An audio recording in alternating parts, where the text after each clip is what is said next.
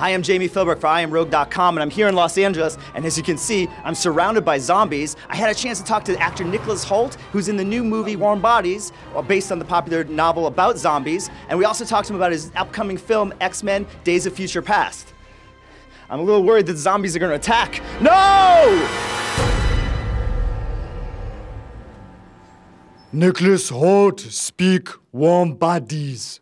Nicholas, I really enjoyed this movie. I thought it was great. And what I thought was really fun about it is we've never really seen the zombie apocalypse from the zombie point of view before. Was that what kind of jazzed you about being a part of this project? Yeah, definitely. I mean, I thought, reading the script for the first time, that R was a character that, he was kind of tragic, you know, he was trapped and very unhappy at the start of the film with the way his zombie life is turning out. But he's got a good sense of humour about it and is pretty dry in that and quite amusing, and he does his best, and then, you know, manages to kind of turn it all around. It's good. Yeah, absolutely. And how did you sort of work on creating like the zombie walk and the feel of him? Did you look at other zombie films, or how did you kind of create that? Yeah, like me and Jonathan worked on a load of zombie films. Not worked on, watched, sorry. Worked on a load. We watched a load, and then, you know, other films like Edward Scissorhands and things like that. But then we kind of had zombie school a little bit, where we'd just try it out, and me and Rob Corddry would kind of mope around, and we had the guy that used to work for Cirque du Soleil kind of being very descriptive with his language about feelings and what our bodies must go through and how they move and stuff, and then, yeah, it's just a slow walk in many ways. The difficult bit's the zombie run. The zombie run, yeah, that was interesting. How did you sort of develop that? That was just trying to keep up with Teresa. She's a pretty quick runner. I was like, oh man, here I go. It's just floppy. but then do it floppy, right? Yeah, that's floppy, funny. But fast. Funny. So R in the film is very much a collector, and he's a real hoarder, yeah. Yeah, real hoarder, and it's at a certain point, I'm just curious, is he sort of collecting Julie? Does it kind of begin that way, and then the attraction, the relationship begins?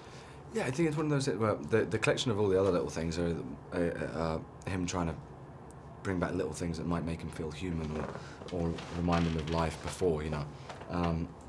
But with her, it's that thing whereby, you know, obviously he's just killed her boyfriend and eaten his brains, and through that. Not a great way to start any relationship. It's not recommended in most walks of life. But then he relives the boyfriend's Dave Franco's memories through eating his brains, and obviously there's something about this girl. He sees her there with the semi-automatic shotgun firing away, and just thinks, that's the one. That's the one for me.